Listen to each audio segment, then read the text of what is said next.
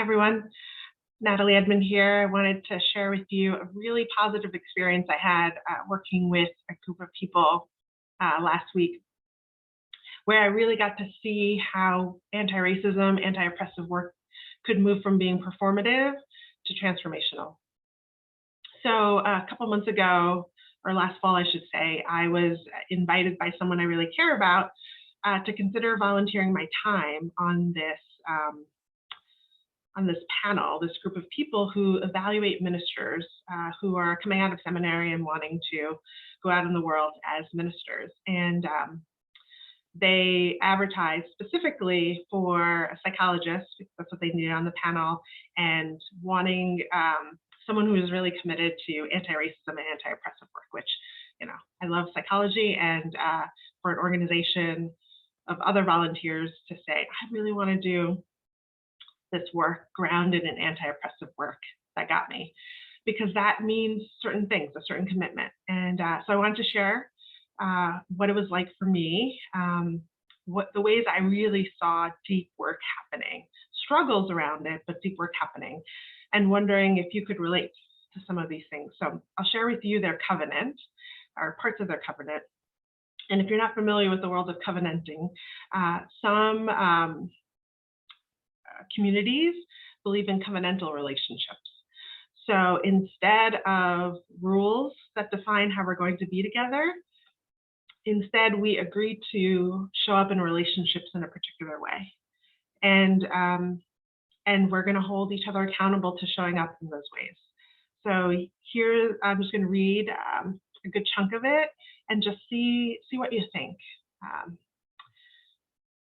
We affirm the ongoing work of dismantling white supremacy culture as a spiritual principle towards building beloved community in a just world.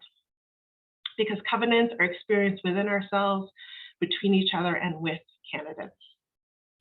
Therefore, within ourselves, we will examine our own biases and internalized oppressions. Extend and receive that intent does not equal impact. Remain open and not prejudge. Maintain healthy self-awareness and monitor for self-care. Engage allyship when needed to actively dissipate the dynamics of oppression. With our colleagues, we will be gentle with each other, listen deeply, and practice gratitude. Be mindful of pronouns and avoid ableist language. Respect different methods of processing and expression. Affirm anger as a catalyst towards transformation and honesty. Speak the truth directly with each other in love, striving to be in right relationship with each other. With candidates, we will maintain confidentiality around the process. The outcome belongs to the candidate. Respect time commitments, including those to the candidates, recognizing process and power dynamics. Co-create brave space with those from marginalized identities. Be open to growth and transformation. Honor the complexity of identities. When we fall short of these promises, we agree to return and to begin again in love.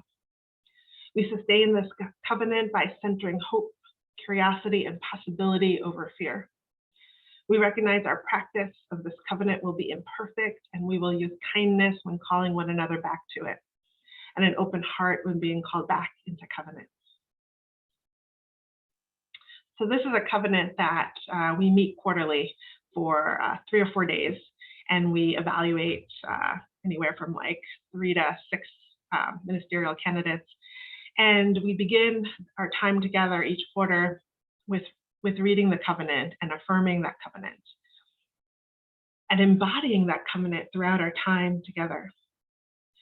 And so I just want to let you in on some highlights of the time. It was exhausting, right?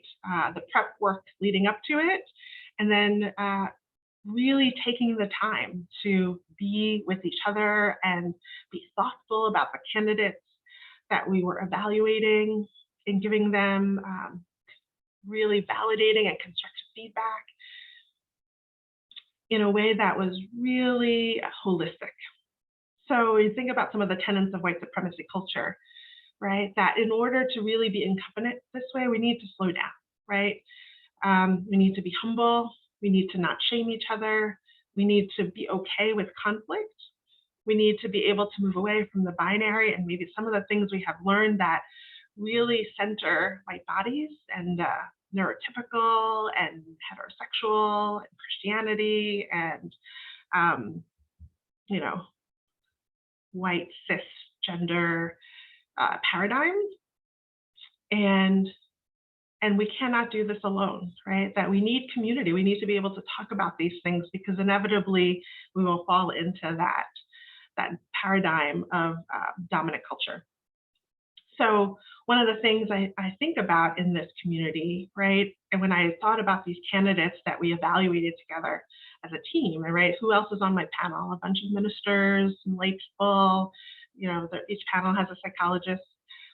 And you know, I think about the candidates we saw, and a couple stood out to me, right? And I'm going to talk more about process from this anti-oppressive lens. If you're thinking about how do I integrate a more anti-oppressive lens, what does it even look like, right? Is first you got to be able to say the words white-centered or white body supremacy or white supremacy. I work with some teams who can't say those words. They'll say any other word: racism, oppression, injustice, diversity, equity, inclusion, but they won't say the words white body supremacy or some variation of that, right? But we have to be clear about what it is that is oppressive, right? And how can that create harms in various communities and various different roles? So that's one thing, right? And the other thing is to have you know, I think most systems, most structures have an outline, some guidelines to work from, some form that you're using to evaluate a person, whether you're hiring, whether you're evaluating them, however it may be. And when do we need to modify that form? When do we need to make it more personal so it's not just a formula? Because this is a living, breathing person in front of you. What is the mission of your organization or your community or your congregation, or your school board, or whatever it is that you may be using this lens for? And then, so I think about, you know, when we have to understand ourselves as racial beings, we have to understand how people show up in spaces and do code switching, or take the risk to not code switch and show up as their more authentic self, and what might come up for you in terms of discomfort when they show up in that way. I think about the importance, right, of helping white people see themselves as racial beings, and really understanding where they are in their racial identity development, what are areas of unexamined whiteness, or what are areas of power and privilege.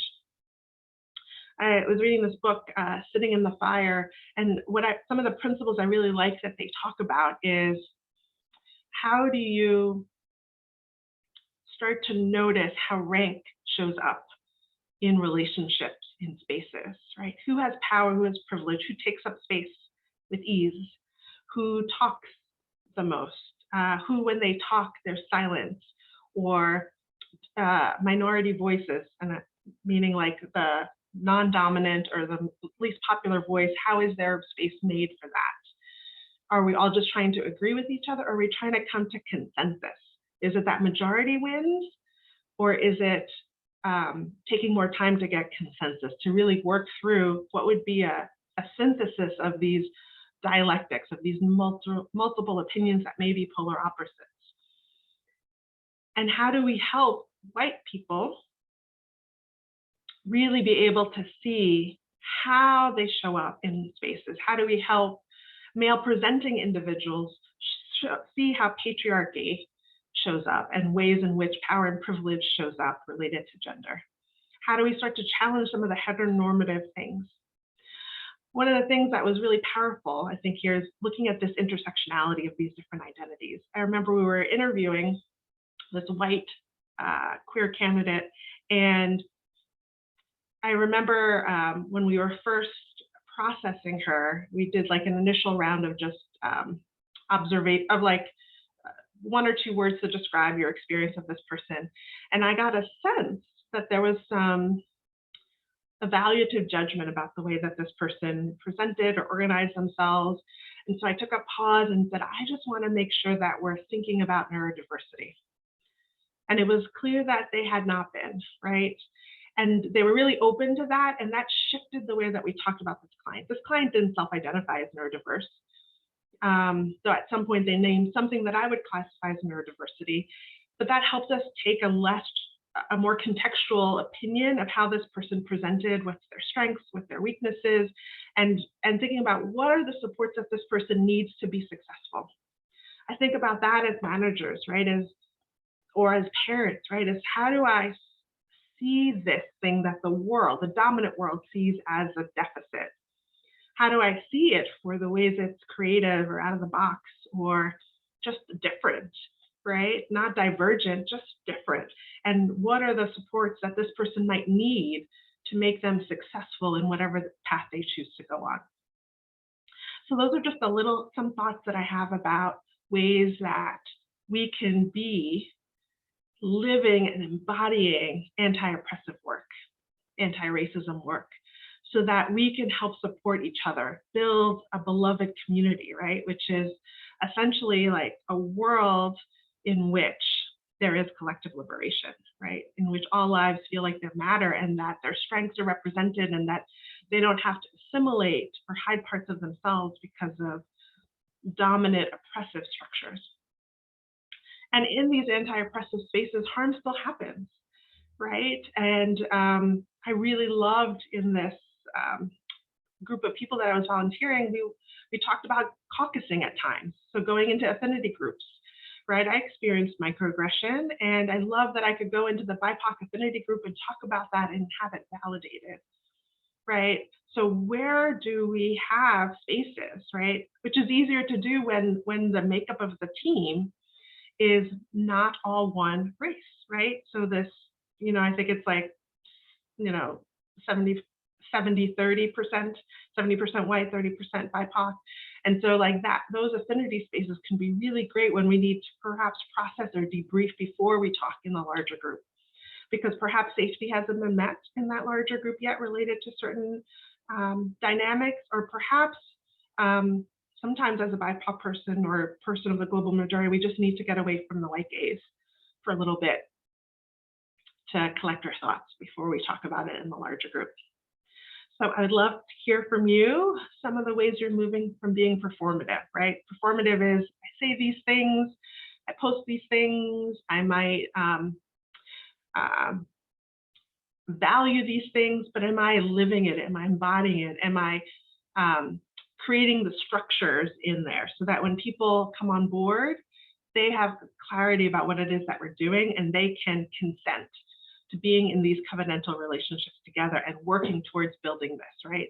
It's not I arrive and I stay there. It's an ongoing process of holding each other accountable with compassion and love and taking a really holistic approach. Thanks for listening.